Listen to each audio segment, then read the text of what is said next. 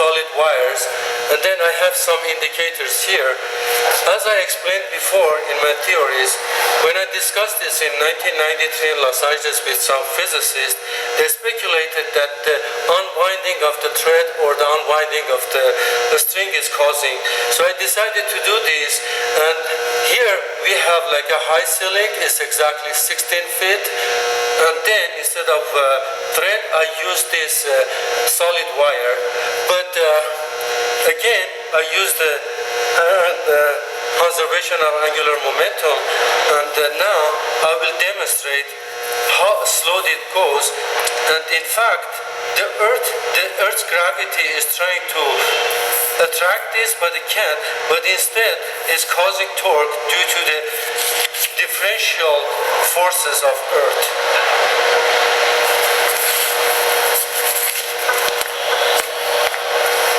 I hate that.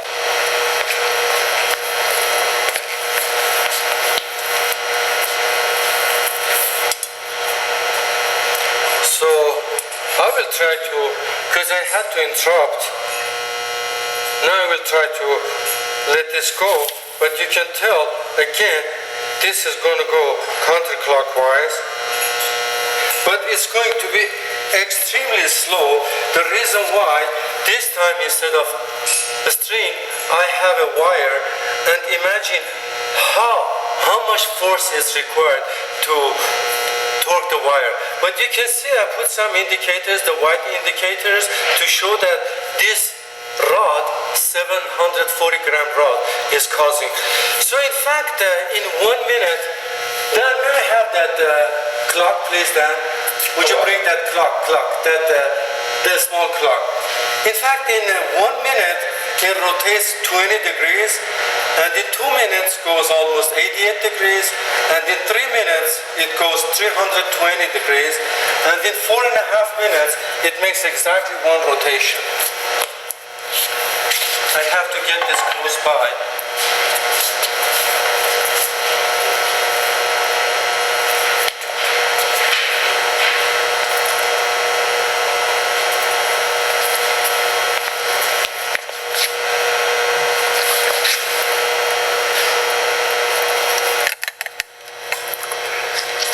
This is exactly like almost like Henry Cavendish's torsion balance, and you can tell instead of one mass like he had like a sphere, I have like a long rod like this. That rod is causing the twist, or they call it torsion, on the wire. And there's no doubt in my mind that always the case is the differential forces by the Earth, and you can tell at the same time this is hung from the ceiling. What's happening? The Earth is rotating underneath.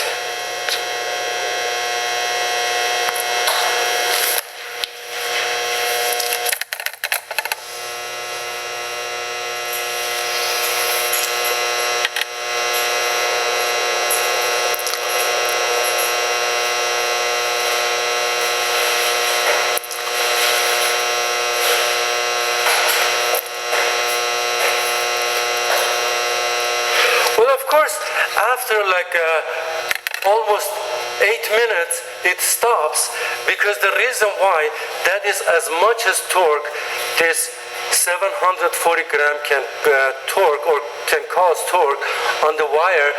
And if this ceiling were like almost 100 feet, it could go maybe like 20-30 minutes, but that's as far as it can cause torque.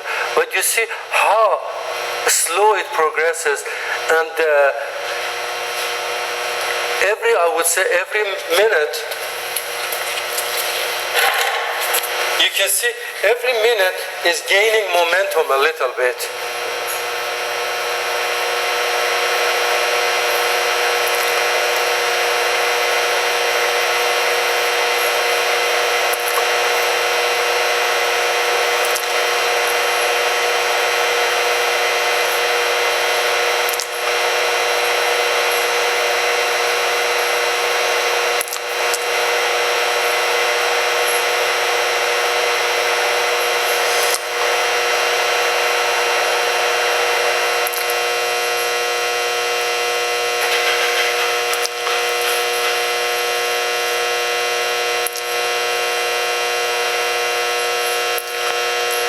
going to have to stop this swinging because it seems that it's interfering with the rotation.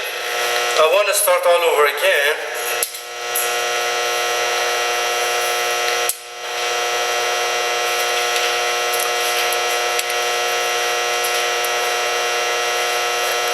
It must be perfectly balanced.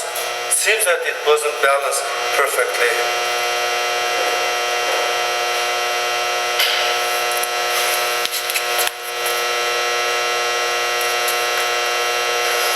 See, now if I take the time,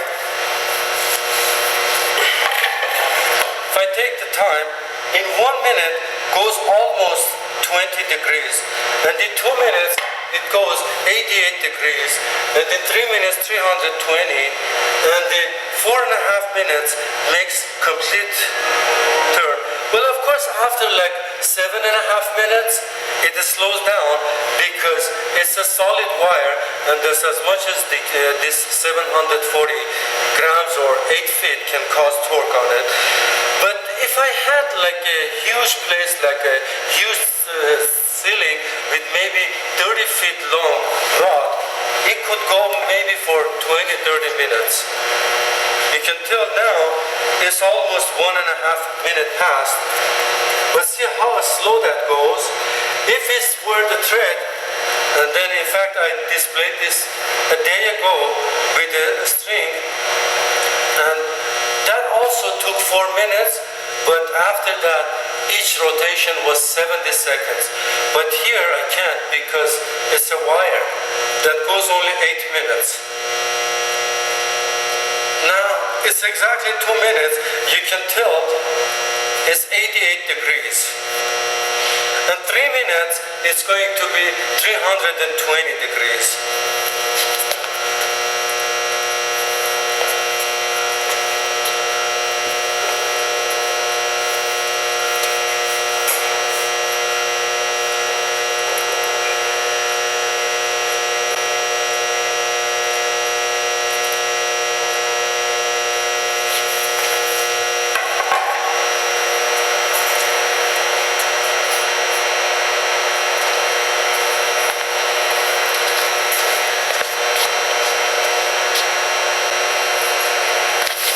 In fact, I tried this with 740 grams solid. It was 2 by 2 inches. It didn't cause any torque. The reason why, like I said, it has to do with the moment of inertia. And you see the axis of rotation, we have 4 feet on each side. But you can tell how slow it goes, but it doesn't matter. The line of forces of Earth is causing this torque. And even the Coriolis effect is a little bit affecting this. But overall, because the Earth is rotating, so are the line of forces. The line of forces are traveling with the Earth. In other words, they are not traveling by itself. They accelerated with the Earth, so it's causing this to torque.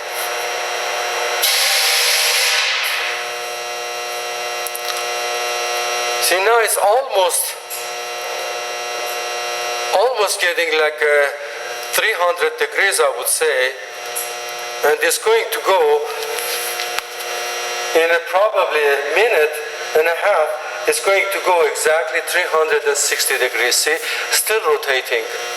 But you can tell how slow that is. Let me zoom it where the tips are, and then you can tell.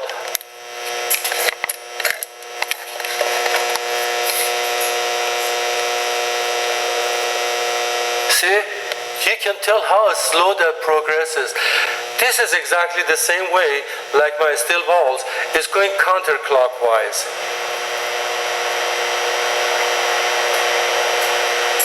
You see, I would say every second probably it goes less than half an inches. See, it's almost like, now it's almost like 360 degrees.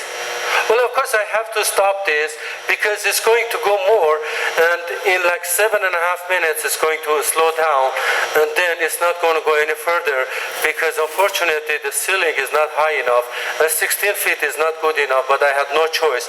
In my home, it was only 8 feet, but I had to find this warehouse. It's 18 feet.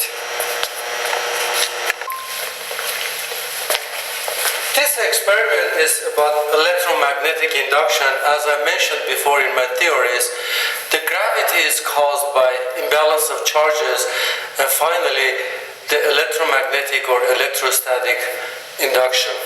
So I thought, how could I stop it, the rotation of these rotating objects? And then when I did this experiment, I realized if I do like electromagnet like this or a permanent magnet like this, I would be able to stop it. See, this is aluminum. In fact, I tried this with zinc, gold, aluminum. It doesn't matter, diamagnetic or paramagnetic, they stop. See, now this is going to rotate according to my theories, differential forces of the earth, but as soon as it goes in a magnetic field like this, it stops immediately. You can tell. See? It stopped immediately. This is another big one. This is a copper, and this is a heavy one, but it doesn't matter because this magnetic field is extremely strong. It's going to stop this immediately. See what happened? This is the same way. Well, of course, it also does with the electromagnet. Let me turn this on. You can tell. Same thing happened with electromagnet. This is a copper. When it starts rotating, so as soon as I bring to this field, it's going to stop it immediately. This is the same way. This is thin aluminum tube. See? It stops immediately. Then, these flux lines are extremely intense. Even if I rotate this is a computer disk drive, even if I rotate this, the flux lines are going to cause torque to the suspended object, and then I show you what I mean. See, now this is rotating counterclockwise, but if I go in a magnetic field, it stops immediately. If I rotate this clockwise, it's going to go clockwise. If I rotate this counterclockwise, it's going to go counterclockwise. That's how strong these forces are.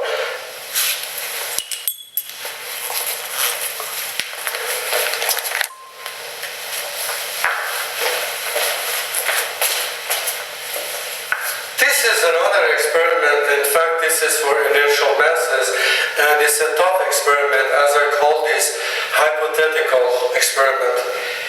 If I'm free falling and there's a scale, I'm standing on a scale. At the same time, they're free falling at 10 kilograms and 50 kilograms with me. And as we know, as we free fall, everything is falling together. So they're not going to pass me, or I'm not going to pass them. But something important happened here. If they're free falling like this, and the acceleration is exactly the same. My acceleration and these two balls are exactly the same.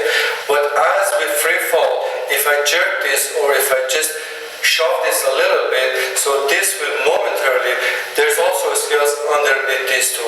Momentarily it will show the weight.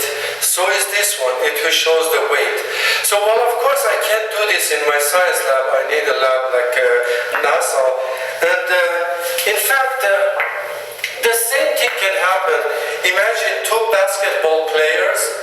They reach for the ball or they go up. I would say maybe for the fraction of the second.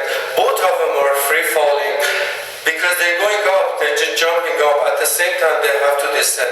But if I am like 180 pounds and there's another basketball player is like 240 pounds, if he shoves me or if he pushes me, he can accelerate me more, but if I push him, I can accelerate him less. Same thing might happen in a space station. Imagine we have two astronauts, one is 180 pounds and the other one is 240 pounds, and they're both free falling because the entire space station is free falling. But when they're on a rollerblade like things, and then if I push the other astronaut, which is more massive than me, and then I can accelerate him or technically displace him less, and he can displace me more. And in fact, these are like science talks, and then I like to clarify some things. Niels Bohr had a very smart student. His name was Werner Heisenberg. And imagine some theories, like my theories, might And sometimes some theories like Werner Heisenberg's theory is called principle of equivalence. It might take another 100 years, but he was genius. He realized that there will be no way, it is impossible to see where the momentum of the electron is or where the position of electron is. And I think he was right. He was absolutely right. These are something, at least we know what the electrons do for us. There's another example for Albert Einstein and for the a special relativity. We have two effects. One of them is time dilation and length contraction and mass increase. Well, when we proposed that, Albert Einstein died in 1955 and the atomic clock was invented after his death. But imagine, his time dilation came true. It is not theory anymore, because now, after Albert Einstein died, we went to space, moon, or otherwise we have a space station. So if the astronaut come back from space, they synchronize, before they go into space, they synchronize with the one on Earth, two atomic clocks. When they come back, technically they're 1 or 2 seconds younger. And what Albert Einstein said was absolutely true.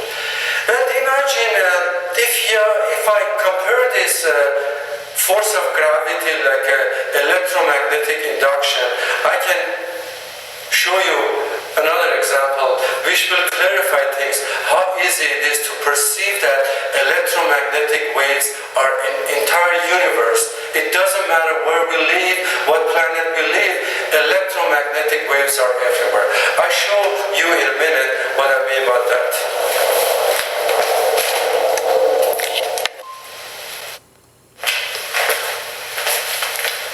These are electromagnetic waves, and as you know, it's amazing. As Maxwell said, there's no electricity, there's no magnetism. Before, Hans Christian Ørsted was a hyphen in between, but now we call it electromagnetism. We never say electricity or magnetism because you can tell they create each other endlessly. It doesn't matter how they create each other, but that's the way it is. Always there's electricity and magnetism. See? But think about that. Thomas Young was a great scientist, the English scientist and a doctor. He discovered with his famous two-slit experiment that the sun is electromagnetic radiation.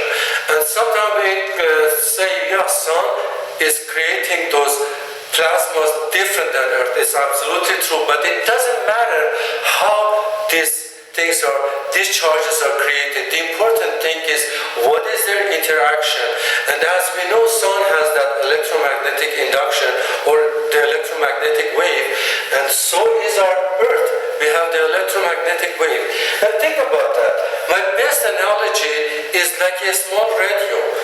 The electromagnetic waves are like almost 110 years in the entire globe, and then like the circulating Earth. But if you don't have that radio, which I compare to a small mass, you won't be able to have induction. So what it is, the simple radio, all those frequencies which start with the electromagnetic wave, they are inducing very small voltage in antenna. That's why we have a receiver. I can listen to this Cozy 101 or the other stations, but it doesn't matter. We can listen to that radio. Imagine if I live in a moon, I might take 2 seconds to communicate. But if I live in Mars, it's going to be different. It's going to be 3 minutes and 8 seconds. So it depends on how far it is. And as we know, electromagnetic waves is exactly like light. It's 186,000 kilometers per second. So it doesn't matter. Always the interaction is that much. So what I mean, we can induce a voltage in Mars.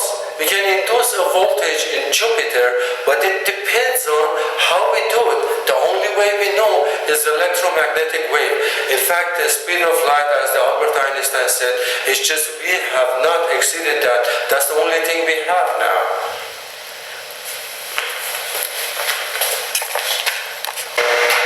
Hi. A few minutes ago I talked about Werner Heisenberg, the German physicist, but I made a mistake. Yeah, his principle of uncertainty, which means that we don't know where the electron's position is or what their momentums are.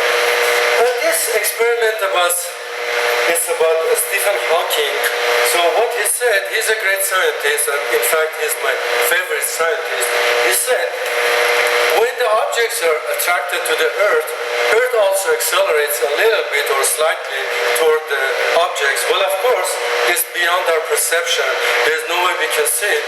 And then I thought, how could I incorporate his idea with Isaac Newton's cradle and then bring it in my lab? And finally I found the answer. I thought maybe if I can replace one of the Sir Isaac Newton's cradle balls with the Earth, I will be able to do that. So what I did, I had these different masses from a small 10 grams, 16 grams, 40 grams, 73 grams, 96 and 151. And then I thought if I drop this on the floor, in fact, this is a special concrete and the elasticity is almost 1/3 of the ball or the steel balls. Now I will have my colleague, his name is Jeff, so he will help me hopefully to drop the ball. And then what I did here, hold on a little bit, Jeff. What I did here, I have these graduations, and then when I drop the ball, this 10 grams accelerated upward almost half of, and this is exactly 2 meter high, and then this 10 gram accelerated almost like 40 inches, and then 16 gram accelerated 35 inches, and 40 grams accelerated upward 30, all the way to the more massive, which was 151 grams, it accelerated only 19 inches. So now I will have my colleague to help me. Jeff, maybe you can zoom down a little bit and drop the balls. Okay, Jeff. Yeah, that's good enough, I think. Yeah. See, Jeff, you can drop the balls from the small, from here. That's exactly 2 meters. From there. Okay. A little bit further. Yeah, right there. Okay, drop it. Okay.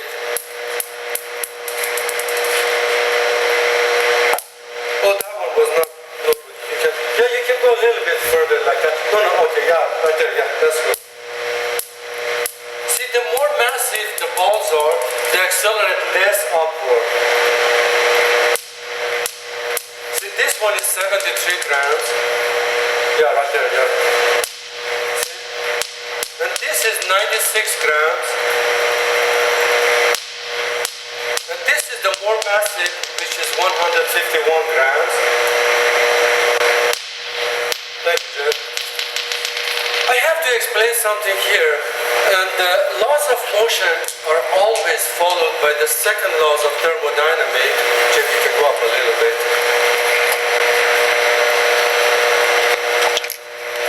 Laws of motion are always followed by the second laws of thermodynamics. So that means that the entropy always increases, or the disorder. It doesn't matter what kind of motion I have, always there we have an entropy. In this case, imagine that steel ball has a very good elasticity, but the concrete doesn't. But it doesn't matter. When I drop that, we have the heat, we have even the sound, and we have the air friction. And even if I take this in another frame of references, the inertial frame of references is going to be the same. So this is amazing how it works. One more thing I just wanted to mention, this is also hypothetical. This is also a hypothetical, I would say, experiment. Imagine if I replace Henry Cavendish's two sphere balls, or the lead balls, with Earth and Moon. Imagine it's going to be the same. Both of them are suspended, but Moon does not follow the Sun's gravity, it follows the Earth's gravity. So all I can see in between is the electric charges. So the Sun cannot attract Moon because Moon is affected by Earth's gravity. And in fact, I saw some, not mistakes, but I saw some a little bit, out of focus or things, because unfortunately my colleague was out of town and I couldn't film everything with him, his help. So I had to do it myself. I know it was very difficult, so I apologize for that. But furthermore, if I'm called upon to prove my theories, I will be able to demonstrate most of them, I would say maybe 80% of them, in my science lab or any lab to prove the validity of my things. And thank you very much for your patience. Thank you.